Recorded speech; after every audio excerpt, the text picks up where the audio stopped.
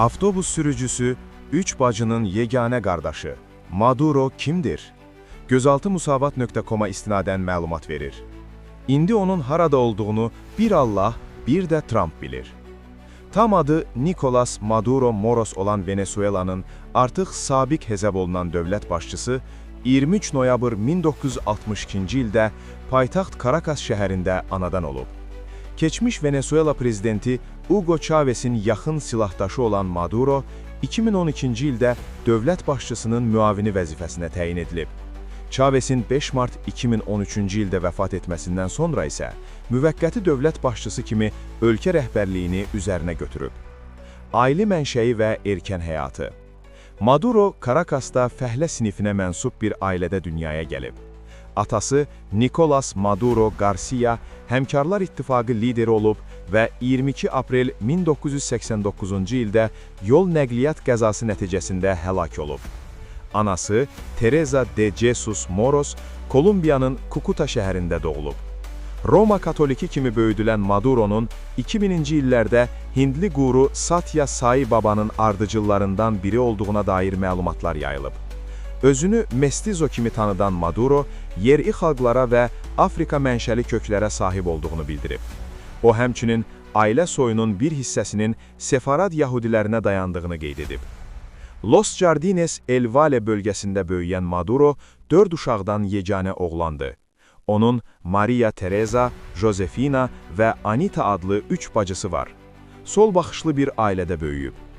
Evlilikləri və ailəsi. Maduro 2 dəfə evlənib. İlk nikahını Adriana Guerra Angula'ya bağlayıb və bu evlilikdən Nicolas Maduro Guerra adlı oğlu dünyaya gəlib. Nicolasito ləqəbi ilə tanınan oğlu hökumətdə müxtəlif yüksək vəzifələrə təyin edilib.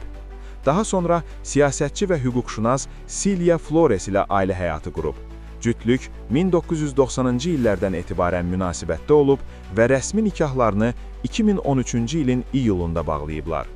Maduro'nun Flores ilə bioloji övladı yoxdur. Siyasi karyerası.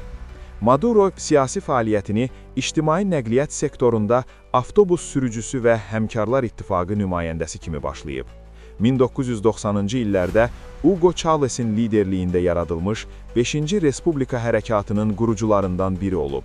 Chávez'in 1992-ci ildəki uğursuz hərbi çevriliş cəhdindən sonra həbsdən azad olunmasında rol oynayan fiqurlardan biri kimi tanınır. 1998-ci il prezident seçkilərində Chávez'in seçki kampaniyasında regional koordinator kimi fəaliyyət göstərib. 2000-ci illərdə deputat olub, daha sonra isə Milli Assambleyanın sədri vəzifəsinə yüksəlib. 2006-cı ildə Xarici İşlər Naziri təyin edilib və 2012-ci ilə qədər bu postu tutub.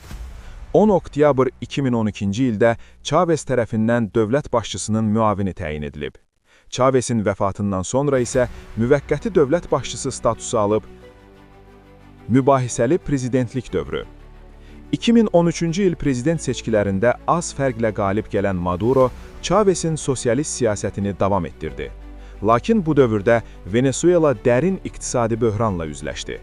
Yüksək inflyasiya, işsizlik, korrupsiya ittihamları və milli valyuta olan Bolivarın kəskin dəyərdən düşməsi ölkəni ciddi sosial-iqtisadi böhrana sürüklədi. İkinci dövr 2019-2024. Maduro 20 may 2018-ci ildə keçirilən prezident seçkilərində 67,8% səs toplayaraq yenidən prezident elan edildi. Lakin seçkilərdə iştirak səviyyəsinin aşağı olması və müxalifətin prosesdə iştirak etməməsi beynəlxalq aləmdə ciddi tənqidlərə səbəb oldu. Birləşmiş Millətlər dövlətləri, Avropa İttifaqı və bir sıra dövlət seçkilərin nəticələrini tanımadıqlarını açıqladılar. Buna baxmayaraq, Rusiya, Çin, Türkiyə, Kuba və İran Maduro'nun prezidentliyini legitim hesab etdiklərini bildirdilər. Üçüncü dövr 2024 sual işarəsi. 2025-ci ilin 10 yanvarından başlayan 6 illik prezidentlik dövrünün ili tamam olmamış hakimiyyətini itirib. Onun son seçki prosesi də son dərəcə mübahisəli oldu. Beynəlxalq müşahidəçilər seçkilərin nə azad, nə də ədalət keçdiyini, Maduro hakimiyyətinin dövlətin böyük bir hissəsinə nəzarət etdiyini və müxalif politiki pozları seçkidən əvvəl, seçki zamanı və sonrasında ciddi təzyiq altında saxladığını bildirdilər. Müxalifətin əsas namizədi Maria Corina Macheda məhkəmə qərarı ilə seçkilərdən kənarlaşdırıldıqdan sonra müxalif qüvvələr Edmundo Gonzales ətrafında birləşdi. Gonzalesin böyük fərqlə qalib gəldiyini göstərən çoxlu protokol və sübutlar göstərməzlə baxmayaraq, Mərkəzi Seçki Komissiyası heç bir əsaslandırma təqdim etmədən qalib kimi Nicolas Maduronu elan etdi. Maduro hakimiyyəti ABŞ-ın Venezuela üzərində iqtisadi və politiki təsirini azaltmağa çalışdıqca, ABŞ da onu avtoritar idarəçilik, korrupsiya və insan hüquqlarının pozulması ittihamları ilə hədəfə aldı və sanksiyalar tətbiq etdi. Xüsusilə neft ixracına yönəlmiş bu sanksiyalar Venezuela iqtisadiyyatını daha da zəiflətdi. Halbuki ölkə artıq illərdir yanlış iqtisadi siyasət, valyuta nəzarəti, istehsalın çökməsi və korrupsiya səbəbilə ağır vəziyyətdə idi.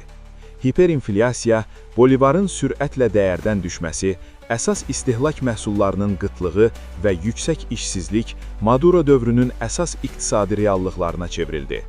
Bu iqtisadi çöküş ABŞ-la siyasi gərginliyi artırmaqla bərabər Venezuelanı beynəlxalq arenada daha mübahisəli və qeyri-müstəqəl bir mövqeyə gətirdi. İndi onun harada olduğunu bir Allah, bir də Trump bilir. Musavat.com